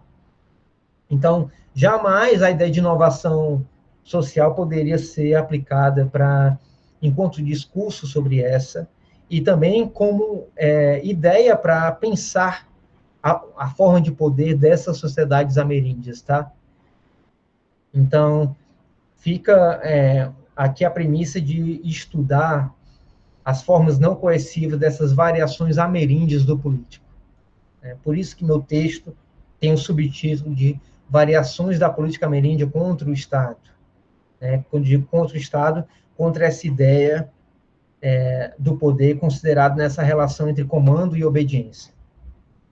A antropologia política que Clastres ensaiou obriga-nos a irmos mais longe, a superarmos os naturalismos deterministas na apreensão de outros mundos, que são sempre, vale dizer, o mundo dos outros. Então, numa palavra, levar a sério o pensamento dos selvagens, nessa obrigação de amplitude do pensamento. Citando Clastres aqui, é tempo de buscarmos outro sol e de nos pormos em movimento. seja sob o rótulo de antropologia ou filosofia, é o próprio pensamento selvagem que procura sair, vazar de seus limites. Então, contra um modelo etnocêntrico de razão, Clastres pensa os itinerários de transformação do poder, vai de encontro à dimensão política das sociedades ameríndias, como seu trabalho etnográfico comprova, propondo o que ele mesmo denomina de uma revolução copernicana de revisão conceitual da noção ocidental do político. A antropologia política de Pierre Clastres pode ser genuinamente considerada uma arqueologia crítica da própria linguagem antropológica que lê, a contrapelo, a história das manifestações do poder. Em vez da preocupação metódica em emitir um discurso sobre as sociedades não ocidentais, que eles são os objetos de observação etnológica, o pensamento clastriano buscou estabelecer um diálogo com elas. A filosofia política que surge desse emaranhado antropológico tem do seu lado a ideia de uma chefia indígena, que não reconhece as formas etnocêntricas de coerção e age contra a unificação do poder. Na sua perspectiva, o poder não é pensado como representação, mas como exercício de um espaço coletivo construído por diversas figuras atuantes no multiverso cosmológico ameríndio, seja o chefe, ou o guerreiro, ou o pajé. É isso. Valeu, cara. Valeu, Matheus. Muito obrigado. Muito bom texto. Me fez pensar muito aqui. Também, como você, sou um leitor do Pierre Clastres, também não há tanto tempo, descobri durante o doutorado. Nós, né? Leitores tardios apaixonados. Né? E realmente é muito legal. Só que eu acho que as outras pessoas também querem fazer perguntas, mas eu queria começar eu mesmo fazendo uma provocação / pergunta. Porque é o seguinte, eu sempre pergunto, eu sempre sigo os textos do professor Mauro Almeida, da Unicamp, e ele está recorrentemente batendo na mesma tecla, que é a seguinte: até que ponto os conceitos são traduzíveis entre cosmologias diferentes? Ou seja, indo aqui bem no ponto que eu quero chegar, até que ponto o conceito de poder que o Clastres traz, mesmo que ele veja antropologicamente ou etnograficamente uma certa noção de poder ali nas sociedades ameríndias, não é essa noção mesmo também eurocêntrica. Moderna, né? Verdade. Moderna. Ou seja, ele consegue escapar de alguma maneira desse tipo de modernidade, ou, na verdade, ele só quer alguma justificativa para mostrar a merda mesmo que foi ou que é o tipo de modernidade que a história nos legou. Então, é nesse sentido, ou seja, se a própria ideia de poder, ela realmente faz sentido de qualquer forma dentro das sociedades ameríndias, mesmo com o poder não coercitivo. Ou seja, não seria, de fato, um outro etnocentrismo do Clastres atribuindo um conceito que não existe às sociedades ameríndias? Então, essa é a primeira provocação. Eu não sei se você quer responder logo, depois o pessoal vem fazer. Não, vamos comentar, porque assim, eu já li o texto também, e eu falei que o intuito de apresentar aqui no GPOC era uma forma também de adicionar coisas a ele e de estar tensionando o próprio Clastres, né? Eu não estou dizendo que eu compro a tese de Clastres, não, né? Mas já te respondendo, sim, obviamente, né, assim, falando perto, né, e junto com as sociedades ameríndias, talvez os Guayaquis, os Yanomami, os Tupinambá também tenham suas críticas à própria ideia clastrianas de poder ameríndio, em relação a isso. Mas eu acho, sim, que como um homem de uma tradição que se esforça, né, não apenas para sair, mas pelo menos relativizar essa tradição de pensamento dele, né, porque, digamos assim, se ele sai de uma tradição bastante sedimentada, que é a filosofia, ele cai em em outra tradição de pensamento que também é muito rígida, que é a antropologia, né? Então, no máximo, ele vai estabelecer ali um exercício, como eu falei, cético em relação a essas questões, né? Muito mais um provocador, né? Um, um levantador de dúvidas, né? A, a, a concepções de ceticismo que podem ser até certo ponto virulentas, né? De questionar a própria existência, a validade do poder político moderno, mas visando ali também uma própria ideia, uma própria noção de poder. Eu acho que, como filósofo e como etnógrafo, como os dois ali, eu acho que, se não muito próximo, ele estabeleceu uma concepção mais justa e aproximada do que seriam as formas de organização ameríndia, né? Obviamente que há também projeções, representações ali. Eu já vi em muitos textos de autores clastrianos, como o Renato Stutman, o próprio Mauro Almeida, né, que a gente já se encontrou com ele, que ele disse que talvez há uma certa projeção de um libertarianismo do próprio Castres, né, em estar romantizando as sociedades indígenas, de vê-las como um protótipo de um anarquismo, né, de uma ideia de um anarquismo social ali. E eu ainda quero saber se há validade ou não do que Clastres está pensando, né? Ainda tenho que fazer um estudo sistemático ali da obra dele para poder te responder. Assim. Porque no fim das contas, só para fazer o Rui quer falar também. Eu sei, mas só para fazer uma emenda aqui. Porque no fim das contas, os problemas que o Clastres coloca não são problemas da sociedade da Ameríndias, mas sim problemas nossos. Ou seja, no fim das contas... caseiros, né? Nossos. Eu estou dizendo nosso ocidental, fruto desse ocidente, por mais que a gente esteja na periferia dele, nós também fomos educados dentro dessas cosmologias ocidentais. Então, no fim das contas, talvez ele está querendo, talvez não, eu acho que ele está querendo colocar problemas nossos e mostrando que esses problemas não são naturais. Ou seja, essa naturalização do poder, como por exemplo o autor que você falou, que eu esqueci, Lapierre, coloca, o que Clastres está querendo colocar no fim das contas essas outras sociedades são sociedades, assim como as nossas, elas não são nem piores nem melhores, mas diferentes, e nesse sentido, o seu conceito de poder, ele não é universal, porque justamente ele não se assenta dentro dessas outras sociedades. Ou seja, no fim das contas, talvez ele está querendo mostrar para a gente que há algumas formas de organização social que podem ser seguidas. O problema é que talvez ele não construiu algo, morreu cedo também, que pudesse, de fato, mostrar como é que a gente, de fato, pode ter essas sociedades como um parâmetro a ser seguido, ou alguma fórmula para isso, alguma maneira, ou se não, pelo menos um vislumbre, tá entendendo? Mas o interessante o do Clastres como provocador. Mas, enfim, era essa emenda que eu queria fazer, e era bom o Rui falar, aí depois tu fala tudo ao mesmo tempo. Vai lá, Rui. Tá desligado, Rui. Eu vou baixar, cara, a sua tese e vou ler, porque ela acabou de entrar para a lista aí da relação e falei, adorei a fala, adorei o texto, adorei.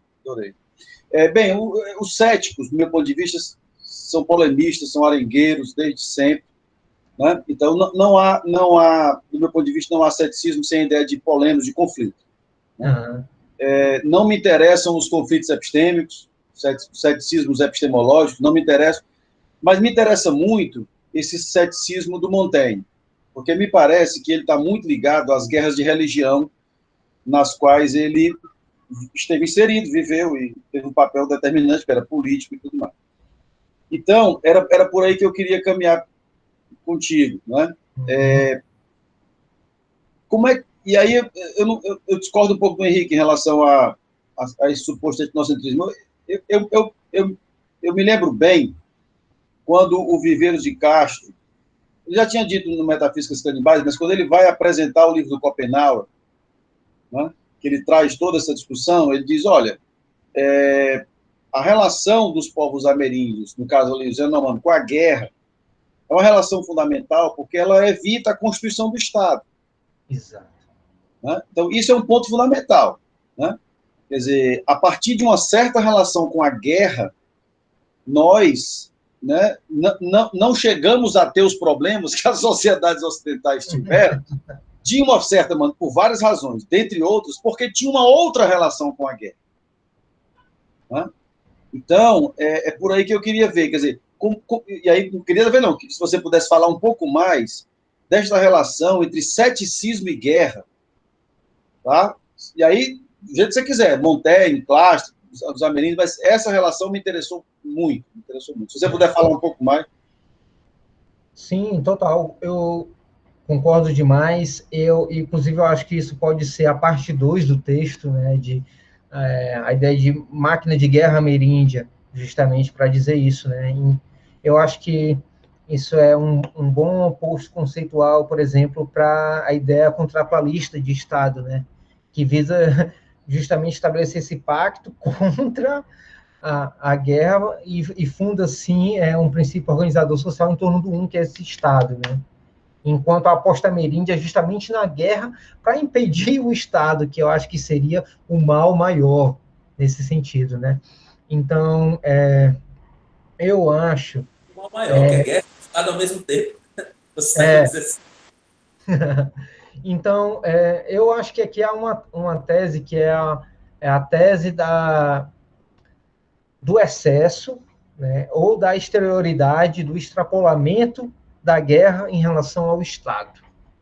Que eu acho que é bem isso que o Rui falou. Né? E eu tenho que ler mais atento o Mil Platôs de novo, do Deleuze ali, para entender nesse capítulo que ele vai dizer ali, né, que não é fácil, né?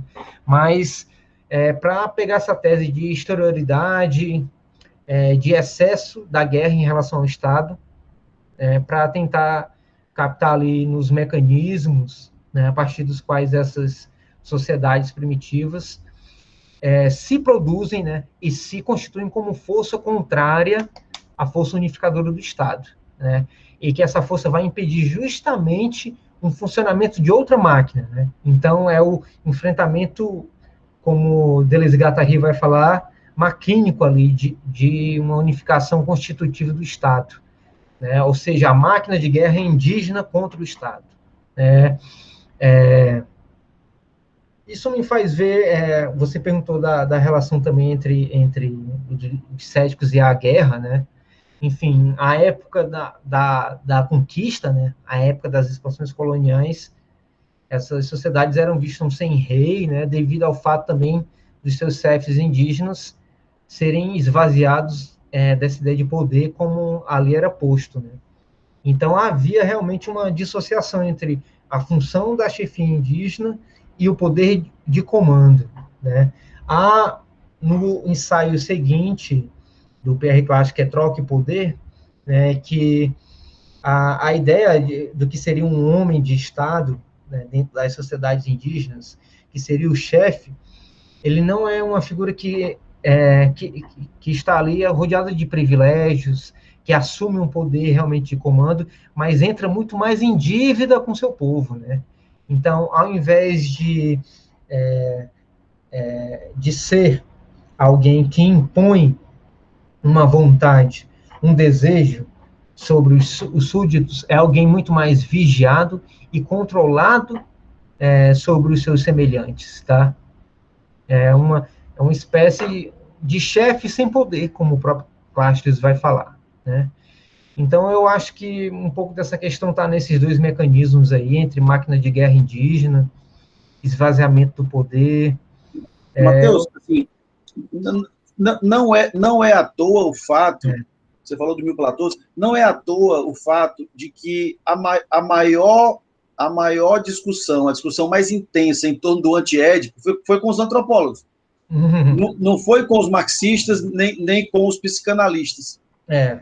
O antiédipo tem toda uma espécie de genealogia das sociedades, da formação das sociedades, e que passa por essa questão, mas, enfim, mas essa questão realmente ela me interessa. Eu acho que essa ideia de que existem povos em que a guerra evita a formação do Estado, que estes povos, de alguma maneira, podem estar associados a alguma forma de interpretação do ceticismo, isso para mim é genial. É nisso que eu estou chegando aí, e que talvez esteja se esboçando aí com uma pesquisa de pós-doc, né? E isso que você falou, né? Um ceticismo ameríndio e tal, provavelmente, né? Ligado a esse pólemus, a essa ideia de conflito, um ceticismo além de questões epistemológicas, né? Além da possibilidade do conhecimento, mas de confrontação real mesmo, entre forças, entre indivíduos, né?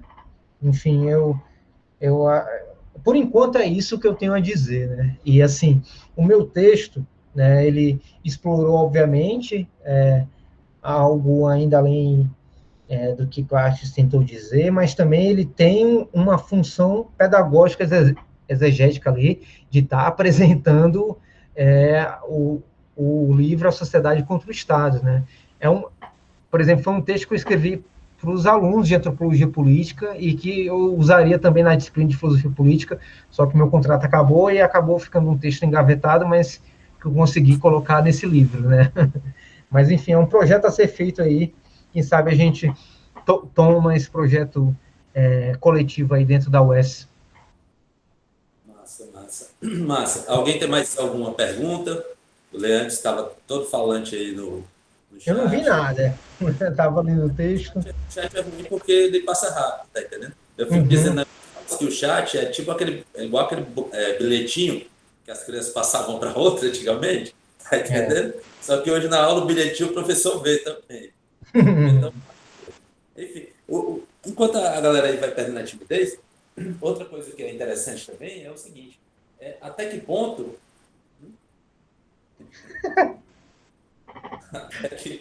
até que ponto esqueci o que eu ia falar com as besteiras do Leandro aí.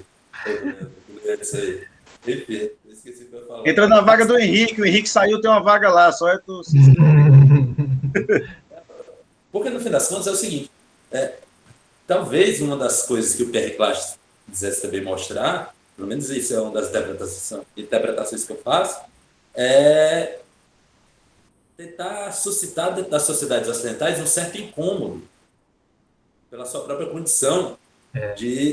Acho que tem questões morais ali também. Isso mesmo. Ou seja, mas a questão é o seguinte, até que ponto também esse contraponto que ele mostra toca de verdade as sociedades ocidentais, tá entendendo? Toca de verdade nas filosofias do poder, nas filosofias do Estado. Até que ponto é de fato isso considerado factível, tá entendendo? Por essas outras teorias. Ou se de fato essa factibilidade tem que ser considerada.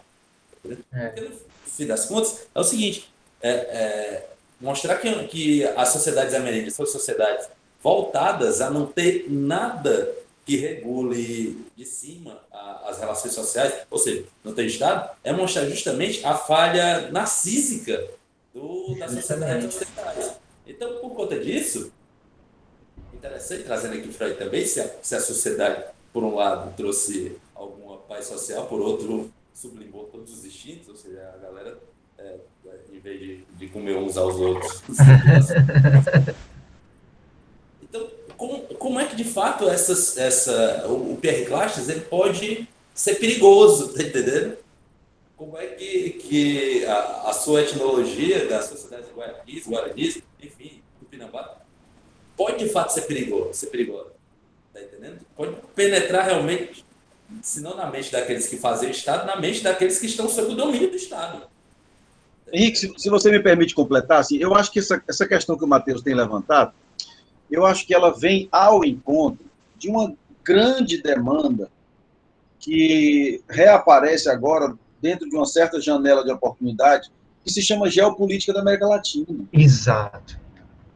Então, esse é o momento para colocar para os latino-americanos até porque isso já está sendo feito. Já é feito, sem Clastres. Exato, né? Quer dizer, nós já temos um pensador com quem dialogar. Então, eu não vou ficar levantando, assim, eu, particularmente, Rui de Carvalho, não vou ficar levantando perguntas se ele é ocidental demais. Nós já temos questões concretas, né? Quer dizer, as pessoas já estão fazendo isso, já estão discutindo. Então, eu acho que é uma janela de oportunidade, para usar essa expressão horrorosa, que nos está sendo colocada, que a geopolítica da América Latina, só para usar uma expressão, né? Sim, é isso mesmo. Matheus, vai lá, completa. Não, eu acho que é isso que o Rui falou, porque, digamos assim, não sei se Clastres vai dar a validade para isso, mas, no mínimo, talvez ele possa ser um exemplo, né, positivo para o que vem sendo disputado e fermentado nas novas organizações da América Latina, que tem, né, como raiz e fundamento também os modos de vida ameríndios. Você pega ali o que está ocorrendo no Equador, na Guatemala, esses novos levantes, no Peru, na Bolívia, essas retomadas aí, os ameríndios estão nisso aí também, estão na máquina do Estado, né, estão seguindo também dentro do inimigo ali, contaminando as instituições no sentido, né,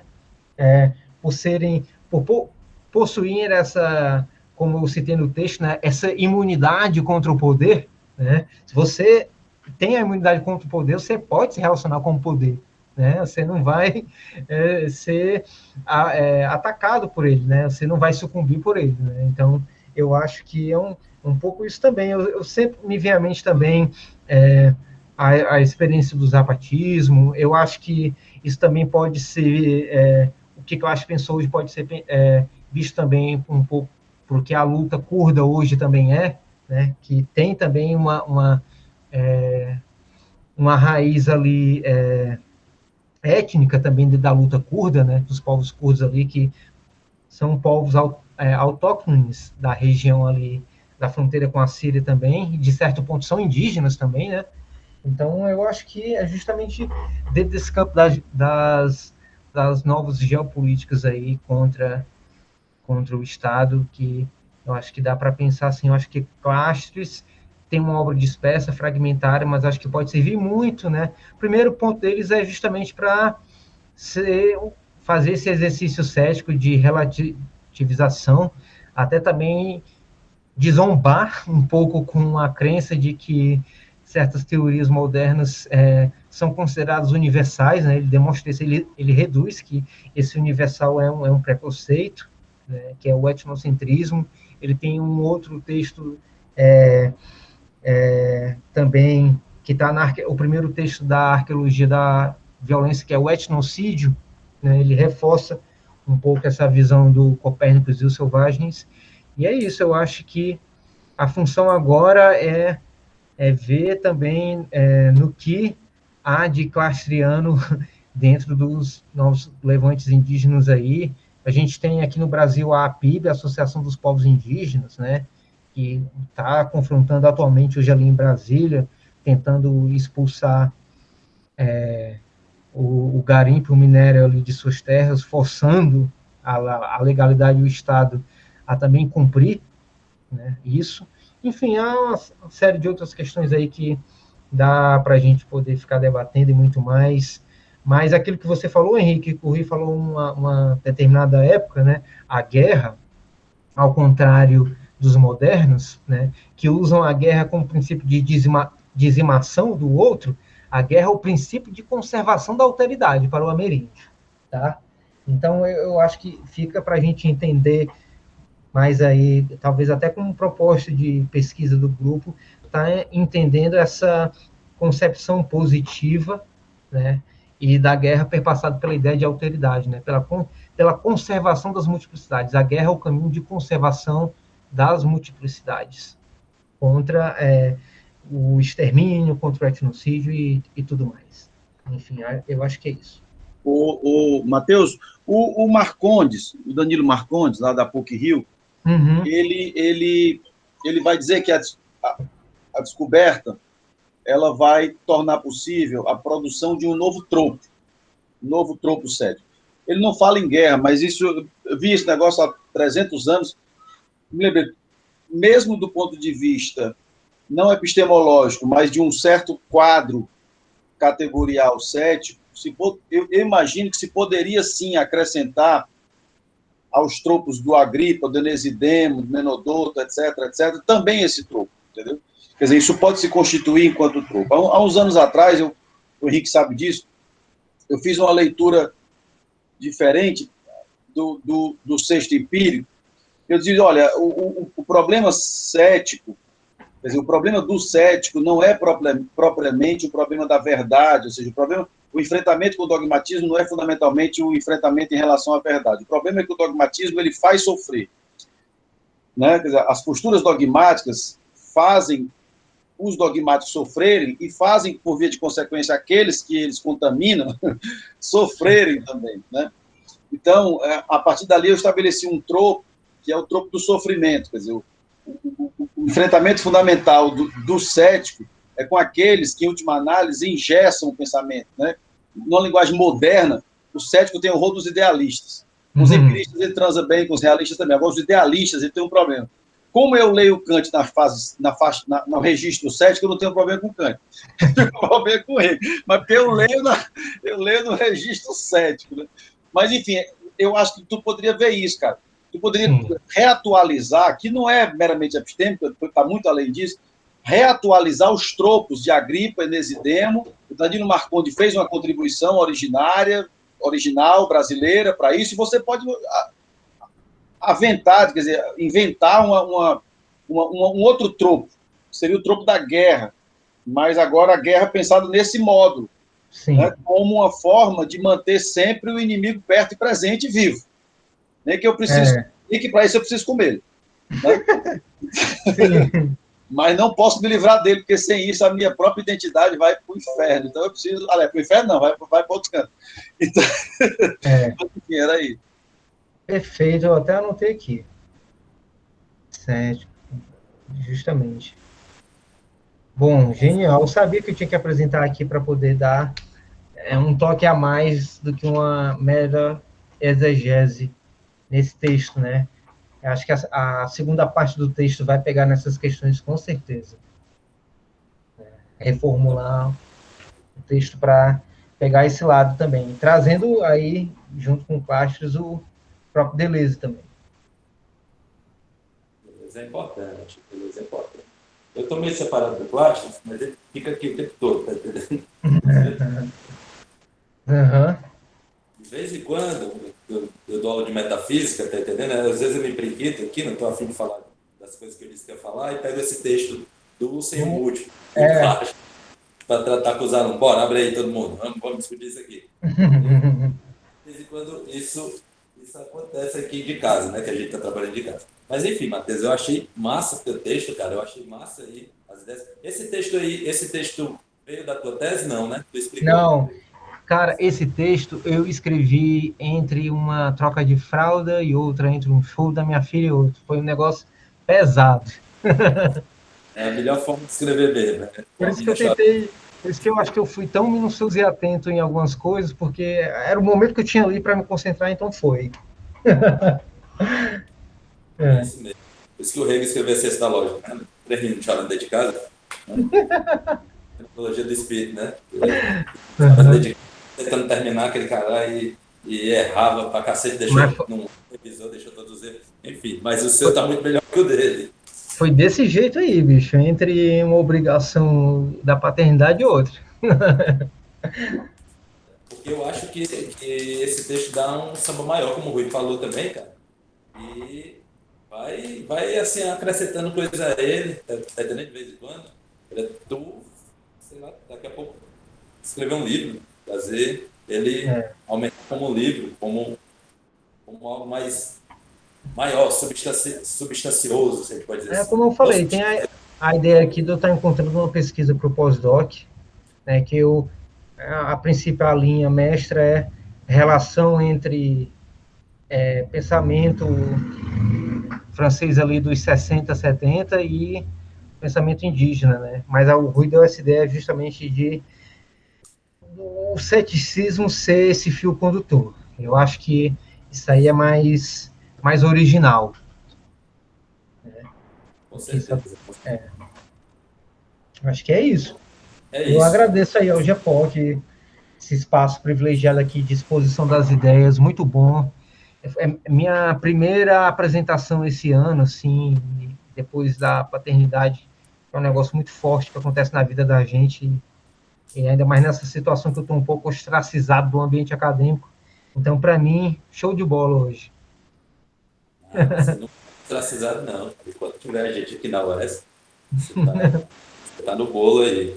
Então, aí você autoriza a gente postar, né, Claro, já está feito. Vamos jogar para o mundo isso. Vamos postar o vídeo no canal do GPOC, não é isso? Com certeza, com certeza. E daí você vai divulgando. Então, amanhã deve estar disponível aí para o pessoal. A gente divulga tranquilamente. Tá? Por isso que eu queria falar que daqui a 15 dias a gente fazer uma reunião, posso fazer uma reunião, para decidir um pouco dos rumos do GPOC, né? Ou seja, traçar aqui um plano básico. Isso aí que o Matheus falou, que o Rui falou. Totalmente aprovado, totalmente aprovado. Acho muito bem do que a gente quer. Eu não sei, o meu sentimento é o seguinte: a gente tem várias teorias diferentes, tem várias pessoas trabalhando em coisas diferentes, e a gente tem um problema imenso que está aqui na nossa frente, que é justamente uma crise política, desarranjo, caos social total, partindo da América Latina. Então, acho que é isso. Eu estava falando com o Rui essa semana que alguns autores estão com preconceito, assim, fuleiragem e fudido também, se a gente pode dizer assim, contra as teorias decoloniais, pós-coloniais. Penso que não, esses autores pensam que esse tipo de teoria não está pensando de fato a substância da realidade, que é a relação com a mercadoria. Só terminar, Thiago. Não, porque o teu microfone está oscilando, Henrique. Ah, é? Está oscilando, fica baixo, fica alto, fica baixo, fica alto. Vê se dá para dar uma melhorada aí. Acho que ele está até com problema. E agora, tá de boa? Tá de boa. Não, porque eu estava falando com o Rui justamente isso. A gente aqui no Brasil pensou pouco a nossa condição pós-colonial. Tá entendendo? Ou seja, na minha cabeça, a colônia não acabou em 1822. Assim, no máximo, a gente pode colocar uma data nela em 1889, que foi quando os filhos do rei caíram aqui, o imperador. E de lá para cá, eu acho que a gente pensou pouco a nossa condição colonial. E quando a gente tentou pensar dentro da própria lógica da colônia. Enfim, então, o que eu estou propondo, no fim das contas, é a gente achar um caminho bem profícuo nesse sentido aqui, que a gente possa empreender uma linha, isso mesmo. Empreender uma pesquisa nesse sentido aqui. Ou seja, pegar um texto, a partir desse texto, a gente vê como ele trabalha com as nossas pesquisas atuais, tá entendendo? O que a gente está mais interessado. Então, era isso que eu queria fazer com que vocês pensassem, ou colocasse para vocês pensarem, para trazer sugestões para a gente ir nessa linha. Claro, se essa linha também for alguma linha factível. Falei, Rui. Eu estou terminando de ler um livro que saiu agora, o pessoal da Federal Fluminense, mas a formação na UFRJ, na Unicamp, que é a economia brasileira do Vargas a Dilma. Os caras pegam o período todo lá e tal. E é interessante, porque logo do começo, os caras dizem, olha, o que aconteceu na Europa, né, sobretudo após a Segunda Guerra, a gente chama de social-democracia. Já havia antes, mas aqui é desenvolvimentismo. Como assim, né? Como assim, né?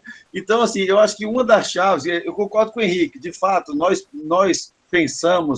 começamos a pensar essa questão muito tardiamente. Quer dizer, nós começamos a formular esta questão desta maneira, e, portanto, isso tem uma série de implicações que ninguém formula assim de graça, muito tardiamente, ou seja, recentemente. Mas essa questão está posta do ponto de vista da famosa economia política desde a década de 30. Né? A maneira como nós nos inserimos, né, entre as guerras e depois da Segunda Guerra no mercado mundial, ela já é, né, articulada nesse esquema. E a gente chama aqui de desenvolvimentismo, e não é só aqui. Então, cara, se você pega, por exemplo, desenvolvimentismo cepalino e decolonial, meu irmão, isso aí você tem aí um campo enorme para trabalhar. Só que aqui ninguém chama de decolonial. A crítica decolonial é a crítica ao desenvolvimentismo. E a crítica à social-democracia, que nunca apareceu por aqui. Porque o primeiro social-democrata que vendeu tudo. Foi o Fernando Henrique, ele vendeu tudo. E a gente não pôde fazer, né? Mas, enfim, eu acho que tem várias questões, né? Então, eu concordo com o Henrique. A gente podia fechar um pouco para balanço, ver o que é que a gente fez, o que é que a gente quer fazer, por onde é que a gente vai caminhar, quais são as pesquisas, as pessoas falarem, elencarem um pouco o que é que estão estudando, para onde é que estão indo, para onde é que estão caminhando. Né? E é isso. E eu acho que nós fomos agora, né, de um modo geral, extremamente instigados a participar de um debate. Comecei brincando com o Matheus e o Henrique, chama que o Paulo Arantes é um conjunto de textos que ele escreveu entre a segunda metade de 80 e a primeira de 90, né, e que, de fato, é um texto sério, honesto, que ele defende, e que, de alguma maneira, aliás, de várias maneiras, tem muitas implicações no que nós estamos tentando pensar. Né? Então, eu acho que isso também merece uma reflexão. Onde é que é razoável o que esse cara está pensando? Onde é que, né? Exato. Eu falei também sobre isso, que está discutindo essas questões, e imagino que possa vir aqui contribuir conosco também, eu gosto muito dele, meu querido Silvio Gadelha. Né? Silvio Gadelha também está discutindo um pouco esses temas. Mas, enfim, eu acho que o GEPOC poderia fazer na próxima sexta, ou daqui a 15 dias, né? Daqui a 15 dias. Daqui a 15 dias, fazer um balanço do que fizemos, onde estamos, para onde vamos, o que queremos fazer, coisas do tipo, concordo. E aí a gente vai pensando, porque é o seguinte, o Rui falou da relação econômica. O Brasil parece que só pensou a sua condição de pós-colônia do ponto de vista econômico. Então, é claro que o ponto de vista econômico é central. Sem a gente entender essa grande fazenda que é o Brasil, até hoje, né? Veja as coisas que a gente exporta. Praticamente todos, eu vi um dia desse aí, praticamente todos os estados, a maior exportação é de commodities. Ou seja, a gente continua um grande fazendão, cara, da acumulação primitiva. Então, no fim das contas, a condição econômica realmente perpassa tudo isso. Mas ela não reduz. E a gente sabe que a relação econômica ela decorre de uma relação social. E que tipo de sociedade é essa no Brasil que a gente não conseguiu, ou seja, a gente não pensou tão aprofundadamente, ou então nos termos que a gente está querendo colocar aqui. Porque, no final, a gente precisa também de uma crítica à ideologia brasileira. Da mesma maneira que o Paulo está fazendo uma crítica da ideologia francesa, que o Marx fez uma crítica da ideologia alemã, a gente está precisando para ontem uma crítica da ideologia brasileira. Que tipo de categorias a gente está usando aqui? E se, de fato, essas categorias dizem respeito ao tipo de sociedade que a gente tem. O Matheus trouxe aí várias outras categorias que são bem mais factíveis à nossa sociedade do que propriamente as categorias que estão pensando. Eu não vou entrar muito nisso aqui, não, senão a gente é isso que está me incomodando já faz um bom tempo, tá entendendo? Eu estou indo para lá e para cá, tentando encontrar algumas ideias onde posso inserir nisso daí, cara, porque eu acho que isso é o mais central daqui para frente. Porque a desgraça está posta e não vai ser resolvida tão cedo. Então é isso, né, galera? Então, valeu pelo encontro, Matheus. Brigadão, viu, bicho? Foi muito massa e abriu várias perspectivas aqui pra gente. Valeu. E bora fazer esses eventos. Também tem isso, era uma das coisas que esse aí que eu esqueci. Porque, no fim das contas, a gente tratando desses assuntos, ou trazendo para o debate, daqui a pouco cada um vai apresentar a sua versão numa pesquisa, no encontro, e quem sabe a gente faz um livro no final. Né? Colocar o texto de todo mundo aqui do GEPOC. Enfim, é uma perspectiva para o futuro, né? É válido. Daqui para lá. Então, valeu. Valeu, parceiros. É nóis.